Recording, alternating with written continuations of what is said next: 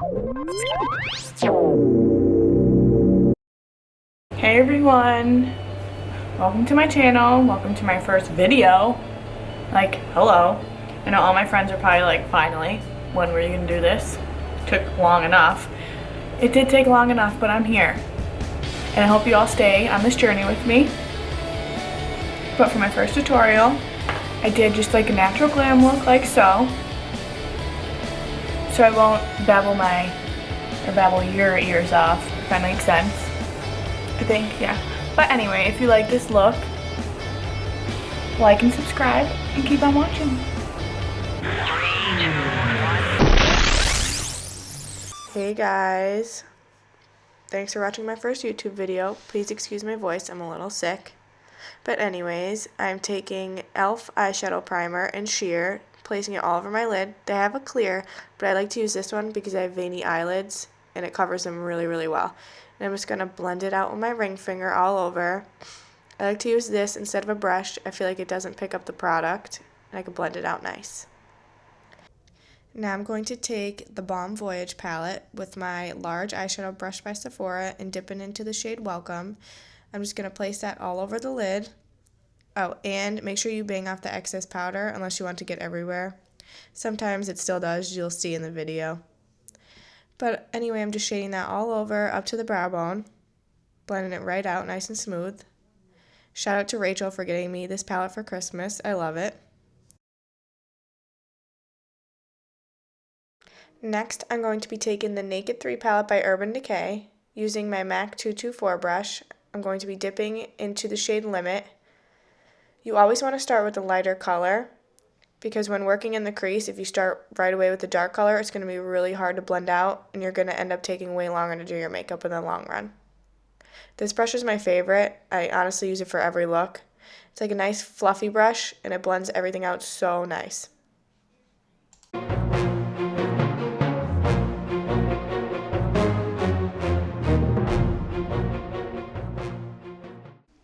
Next, I'm going to be picking up my Clean Sweep brush pad. I got this at TJ Maxx for about $3.99.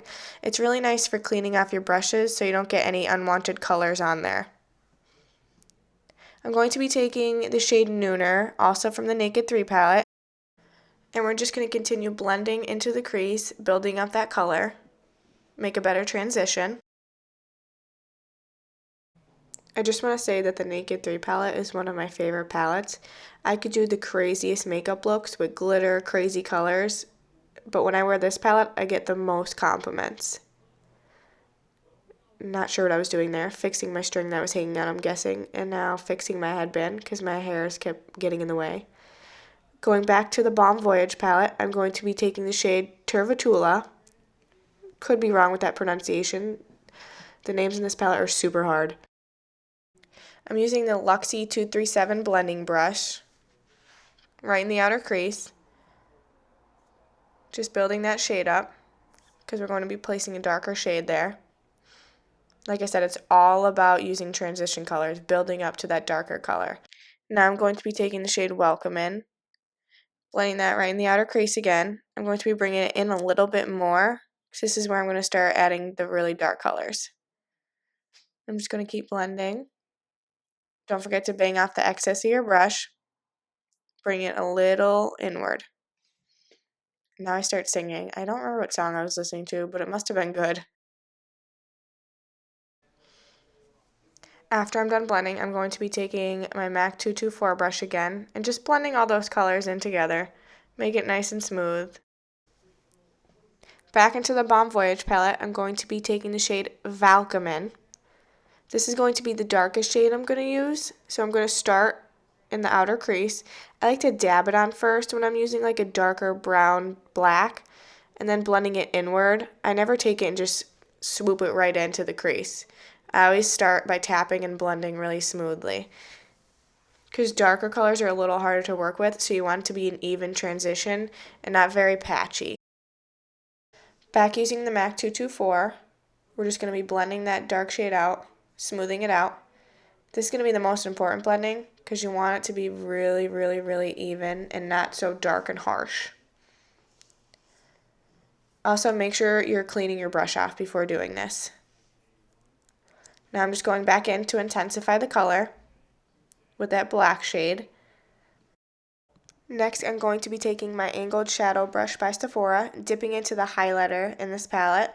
I'm not even going to try and pronounce the name of this because I will definitely slaughter it. But I'm just going to take it and highlight my brow bone. Gonna help your arch come up a little bit. I like to use an angled brush because it goes right with your brow.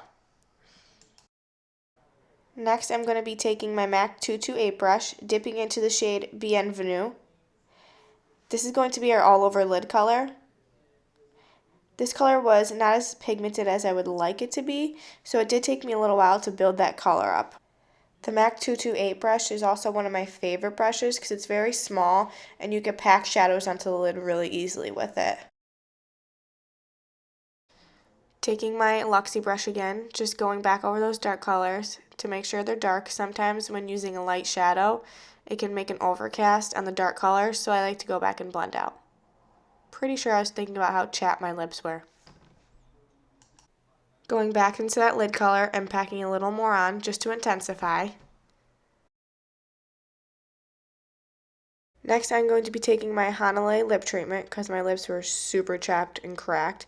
I believe I got this in my Ipsy bag last month. I really like it because it's thick. It's kind of like a Vaseline-like lip treatment. Next, I'm going to be taking my Mellow Cosmetics Baked Eyeshadow in the shade Cocoa. Before I apply it, I'm going to be taking my pearlescent coconut water and just spraying my MAC 228 brush. I like to spray my brush a lot because it gets the most pigment out of each color, especially a metallic shade like this. I do it a lot with glitter shades as well. I'm just going to be packing that onto the lid and dancing at the same time. Going back in with my Luxie brush again, just blending out, making sure there's no fallout on the dark shadow. Next, I'm just going to outline my brows a little bit before I do foundation. I like to do this just to get an idea of where my brows are. Not that I lost them or anything. But I'm taking the Benefit Goof Proof, I can't say this, Goof Proof Eyebrow Pencil in the shade number 3 in medium. I got this as a sample in my Sephora order the one time, and I really like it, so I'm going to order the full size. I'm taking my Benefit Professional Face Primer. This is the primer I always grab first because my pores are horrible, especially in the T-zone. So that's where I'm going to start, and I'm just going to blend outward all around up to the hairline.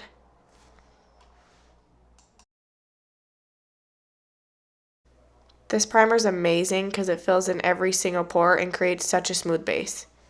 Now I'm going to be taking the L'Oreal Total Cover Foundation in the shade 302 Creamy Natural. I'm just going to drop it on my brush. This is the LB Beauty Blending Brush. I got this at Marshall's for about $5.99. Now I'm going to be taking the Tarte Maracuja oil and just dropping it on that foundation because this foundation is a little bit drying. So if you have oily skin, this is amazing for you. But this winter, I've had such dry skin. And I'm just going to be buffing that into the face. I always start by patting and then blending out. My hair kept getting in the way, so I moved it like 800 times, as you'll see. And then I just keep adding a little more to the brush to be building up that coverage. I like to use a buffing brush when I use more matte foundations because I feel like when I use a beauty blender, it kind of just sticks to it and makes it really patchy. Now I'm going to be taking my Maybelline Fit Me concealer in the shade Fair. I like this concealer because it's not so drying because a lot of concealers stick to my fine lines. And this is more of like a hydrating, and it's really nice. One of my favorite drugstore concealers. Taking my Real Technique sponge, just going to mist it with my coconut water. It helps blend out a little easier. When I'm doing a look that I don't normally do winged liner with, I like to carve out my eyeshadow with my concealer to give it that sharp line. This really gives your eyeshadow a lot cleaner look. Now I'm taking my RCMA setting powder, dipping my Real Techniques blender in there, and just setting my under eye. You always want to set your under eye so your concealer doesn't crease or set into any fine lines. I always do around my nose because, like I said, I have terrible pores, and it really keeps it in place all day and gives it that nice smooth look. Now I'm just carving out the line that I made with the concealer to sharpen up my shadow. Now I'm just taking my Sephora large shadow brush and just brushing away any excess powder that was left behind. I'm taking my Maybelline Fit Me powder, matte and poreless, in the shade Porcelain, with this iBeauty flat brush, I believe it's called. I got this at TJ Maxx as well.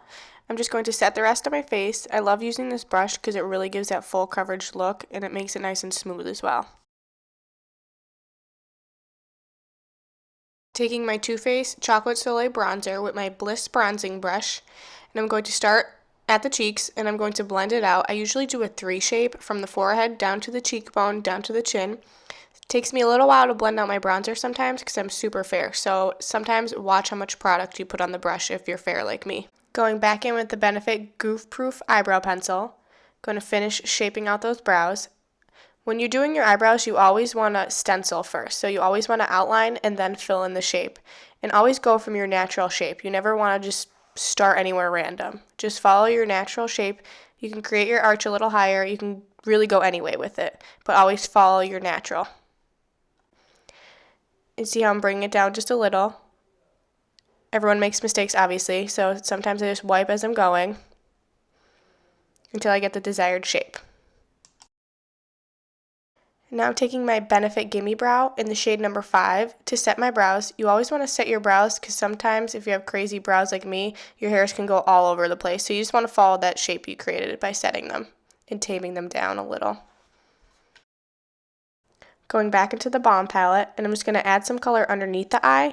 Never do dark colors when you're doing underneath because you don't want it to look like you have a bruise or dark circles. Now I'm just going to highlight the inner corner with that highlighter in the balm palette. I always highlight my inner corner because it really opens your eyes and it really gives your makeup that nice polished look. And if you want to intensify the highlight, you can always dampen your brush a little like I did earlier in the video. You can use anything. You can use water. If you have MAC Fix It Plus spray, any setting spray will work. Now I'm just taking the bronzer in the palette and carving out my cheekbones. Never ever bring it all the way down to like towards your lips. You always just go a little bit in. Now I'm just blending it out. Like I said, I'm fair, so it takes me a little while to blend. And if it's too harsh, you can always go back in with any powder like so. This way your contour lines aren't as harsh and noticeable, and it's more natural looking. With my bronzing brush, I'm going to go back into the palette using the peach tone blush, and I'm just going to put it right above my bronzer. Now my favorite part of the tutorial, highlighting. I always start with a liquid highlighter. This is the Stila All Over Shimmer in Kitten Shimmer. I like to start with a liquid base because I feel like it really intensifies your highlight and helps it last all day and night. Now I'm just going to blend that through with my middle finger. You always want to make sure you blend your liquid highlight out so it's not so harsh and the powder doesn't stick and stay patchy to the liquid. Next, I'm going to be taking one of my all-time favorite highlighters, the Jouer Powder Highlighter in the shade Topaz. And I'm going to be taking this with my fan brush. I believe I got this fan brush at Marshall's or TJ Maxx. What else is new? My favorite place. I'm just going to be dipping it in. I always bang off the excess because the Jouer highlighter is really pigmented and really powdery, and it can be too intense if you put it on straight. My hair kept getting stuck to the brush, as you could see.